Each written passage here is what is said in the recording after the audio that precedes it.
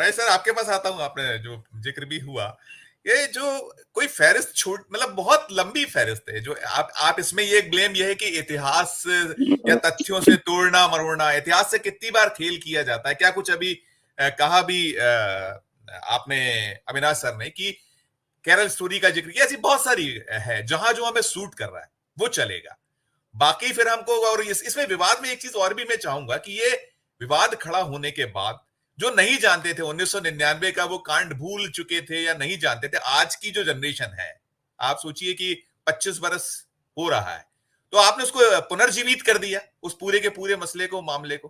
क्या मकसद आपको पीछे दिखाई पड़ता है, जो कहीं जो अगला एक जो सिक्के के दूसरे पहलू का जिक्र हो रहा है, कहीं उसको उसमें भी कहीं ऐसा कुछ संभावनाएं दिखती हैं, देखा जा सकता है क्या कि गलत है?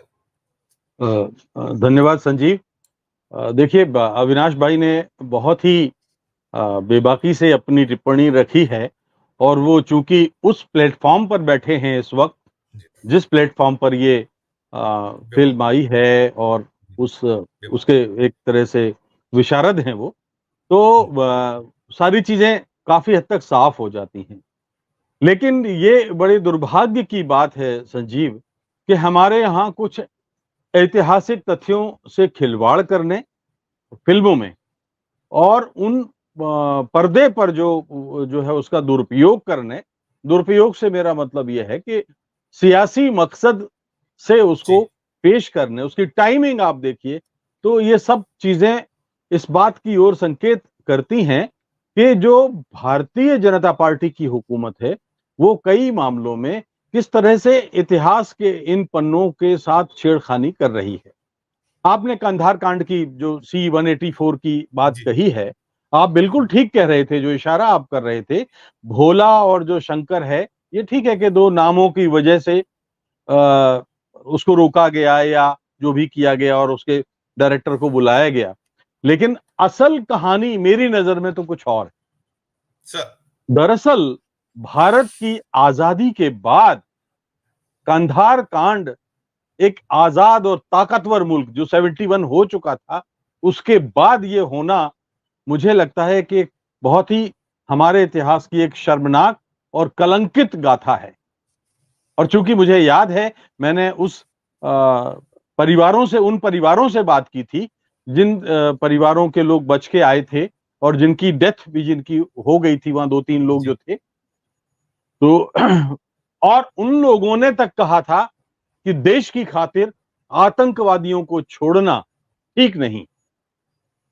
और हमारे विदेश मंत्री जसवंत सिंह आतंकवादियों को साथ लेके जाते हैं, अपनी जैकेट में अमेरिकन डॉलर लेके जाते हैं और छुड़ा के लाते हैं। आतंकवादियों को छोड़ने की इससे कलंकित और शर्मनाक मिसाल और हमें भारत के इतिहास में दूसरी नहीं मिलती। ये ठीक है कि किसके कार्यकाल में हुआ या किसके कार्यकाल में नहीं हुआ, वो उस पर हम जाएंगे। अटल बिहारी वाजपेयी का राष्ट्रीय और अंतर्राष्ट्रीय राजनीति में बहुत बड़ा कद था, हम उनको मानते हैं, हम उनको स्वीकार करते हैं। तो भारत के वो भारतीय जनता पार्टी की ओर से सर्वाधिक उदारवादी नेता थे, उदारवादी चेहरे थे। लेकिन ये अफसोस की बात है कि उनके जमाने में कांधार कांड हुआ, उनके जमाने में कारगिल कांड हुआ, उनके जमाने में संसद पर हमला हुआ जो भारतीय लोकतंत्र का सबसे बड़ा प्रतीक है, उनके जमाने में लाल किले पर हमला हुआ, उनके जमाने में रघुनाथ इधर अक्षरधाम टेम्पल पर हमला हुआ। खैर वो एक अलग विषयांतर हो जाएगा, लेकिन मैं ये कहना चाहता हूं कि अगर ये फिल्म उस रूप में आ जाती, तो जैसे कि तुमने इशारा किया है कि वो जिन लोगों को मालूम नहीं है उन लोगों को मालूम होता कि एनडीए सरकार के जमाने में कांधार कांड जैसी कलंकित गाथा भी हुई थी जिसमें आतंकवादियों को छोड़ा गया था। उस मैं उसको पार्टियों की सियासत से बांट के नहीं देखता, लेकिन ये संजीव संयोग है कि उस समय गैर कांग्रेसी सरकार थी। और इससे पहले आपको अगर याद हो 1989 में जब गृह मंत्री रूबिया सईद, पीएम सईद की बेटी रूबिया सईद का किडनैप हुआ था, तब भी आतंकवादी छोड़े जाते थे और तब भी गैर कांग्रेसी सरकार थी। और अब मैं आपको एक कांग्रेसी सरकार का नमूना बताता हूं कि देखिए, आपको याद है लंदन में एक रविंद्र महात्रे होते थे, भारत के उच्चायुक्त थे। तो आतंकवादियों ने लंदन में उनका अपहरण कर लिया था। 6 फरवरी 1984 की बात है शायद, या और उसके 2-4 दिन पहले की बात है। तो उनको वो अपने ऑफिस से लौट रहे थे, ट्रेन में थे, और उनको किडनैप कर लिया आतंकवादियों ने, जम्मू कश्मीर लिबरेशन फ्रंट के आतंकवादियों ने, और मांग की कि अमेरिकन $10 लाख चाहिए और एक मकबूल बट नाम का जो आतंकवादी है उसको रिहा करिए। इंदिरा गांधी ने साफ मना कर दिया, ना पैसा दिया जाएगा ना उसको रिहा किया जाएगा। इसके बाद क्या किया कि 6 फरवरी को 84 को रविंद्र महात्रे का कत्ल कर दिया गया। इंदिरा गांधी आती हैं, उस समय विदेश से लौट रही थी, वो आती हैं, राष्ट्रपति के पास एक विशेष प्रस्ताव जाता है, मकबूल बट की मर्सी पिटीशन खारिज होती है, और 6 दिन के बाद इंदिरा गांधी सरकार उसको फांसी पर लटका देती हैं। ये होता है सरकार का फैसला। और जब इंदिरा गांधी आई तो एयरपोर्ट से उतर के कहां गई थी? सीधे महात्रे के, रविंद्र महात्रे के माता पिता के पास, और उनसे माफी मांगी कि मैं आपकी दोषी हूं। रविंद्र महात्रे के बहादुर मां बाप ने उत्तर दिया कि नहीं, आपने देश की खातिर जो किया है बहुत अच्छा किया है। तो ये एक नमूना है। मैं ये कहना चाहता हूं कि देखिए, इसके पीछे ये वजह है। और इमरजेंसी की जो बात आप अभी हो रही थी कि इस अभद्र महिला की जो फिल्म है, ये महिला जो फिल्म को रोक रही है और पब्लिसिटी ले रही है, क्योंकि इंदिरा गांधी की छवि, आज जब हम यही बात करते हैं ना कि इमरजेंसी आज से बहुत अच्छी थी, और इमरजेंसी को आप कितना ही क्रूर बता दीजिए फिल्म के पर्दे पर, वो इमरजेंसी जो भारत के इतिहास की सर्वाधिक सफल, ताकतवर और लौह नेत्री है, उसकी छवि को उजला करती। तो एक तरफ वो है कि एक फिल्म एनडीए की और बीजेपी की सरकार की छवि को धुंधला करती, और एक फिल्म वो है जो कैसा भी आप दिखा दीजिए, इंदिरा गांधी को बहादुर आपको दिखाना ही पड़ता।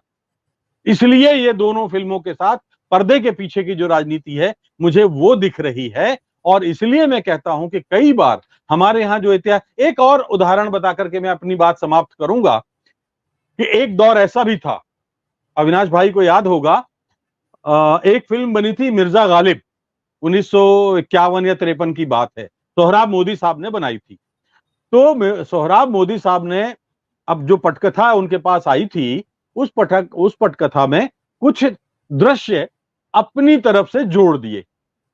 अब जब ये फिल्म सेंसर ने रिलीज कर दी, और जब वो फिल्म पर्दे पर आई तो किसी जानकार एक्सपर्ट ने इस बात को पकड़ा, ये मिर्जा गालिब की जिंदगी में ये दृश्य तो था ही नहीं, ये घटनाक्रम तो था ही नहीं।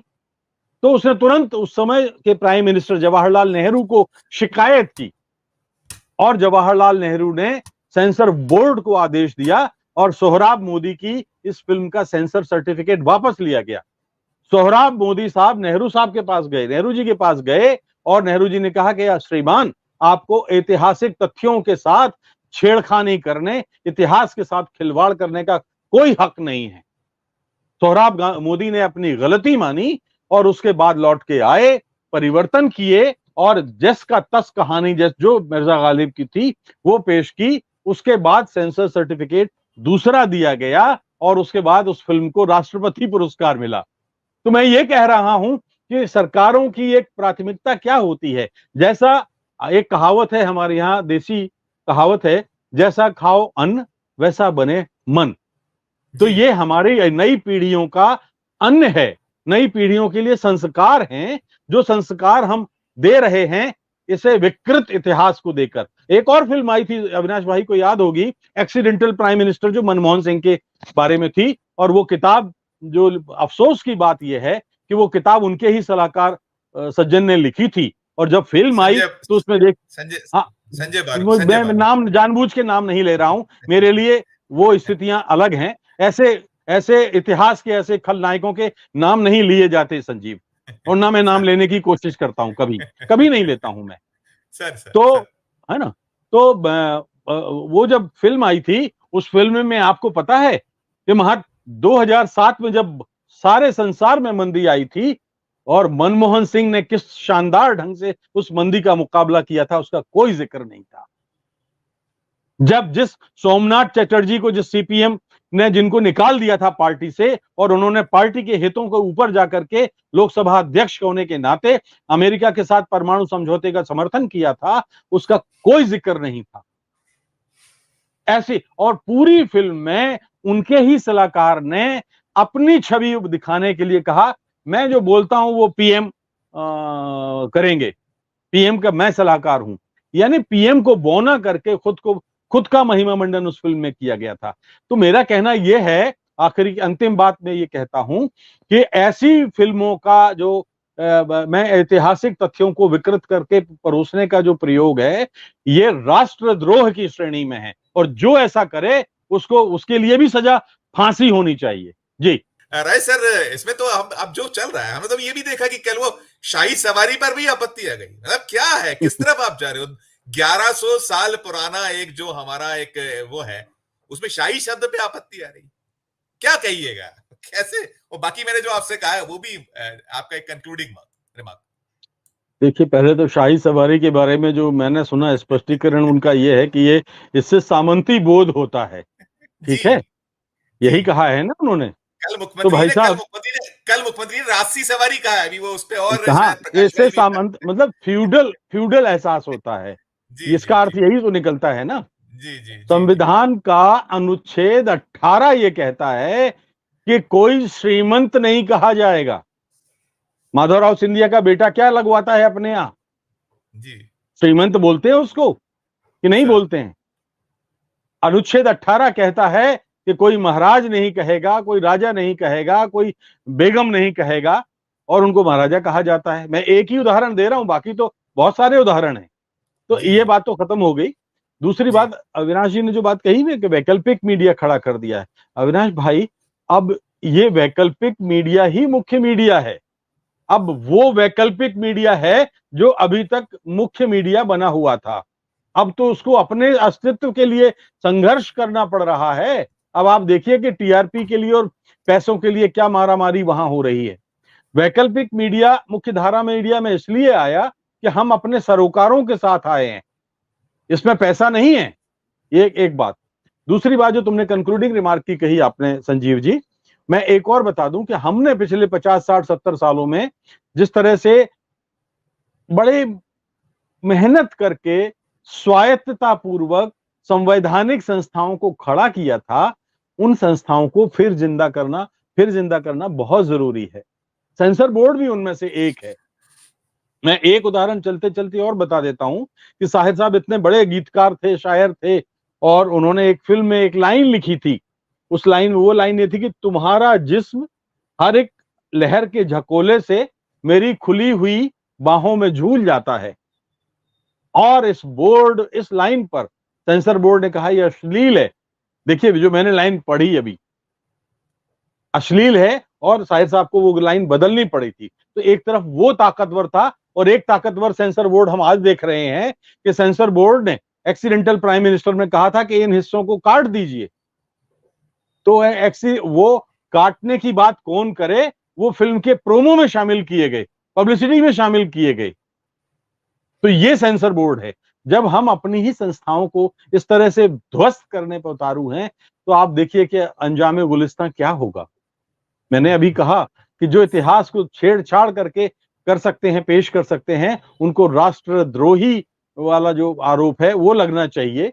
दूसरी चीज ये है कि किसी इतिहासकार और सुप्रीम कोर्ट के न्यायाधीश की एक ऐसी समिति बनना चाहिए जो हमारे भारतीय इतिहास पर बनने वाली फिल्मों को सेंसर बोर्ड उनको रिकमेंड करे, और वो पूरी जांच परख के साथ ऐसे सब्जेक्ट पे फिल्में बनाए, चाहे वो इतिहास पर हो, चाहे वो तथ्यात्मक हो, चाहे कैसी भी हो। और तीसरी बात यह है कि सेंसर बोर्ड अगर पक्षपाती है तो फिर उसके अध्यक्ष की नियुक्ति सुप्रीम कोर्ट के चीफ जस्टिस और उसकी द्वारा नियुक्त समिति को होना चाहिए। यही इसका उपाय है। इतिहास के साथ छेड़छाड़ करने वाला वो कौम जिंदा नहीं रहती जो अपने अतीत के साथ छेड़खानी करती है या अतीत के साथ खिलवाड़ करती है। वो कौम खुद भी दफन हो जाती है। जी।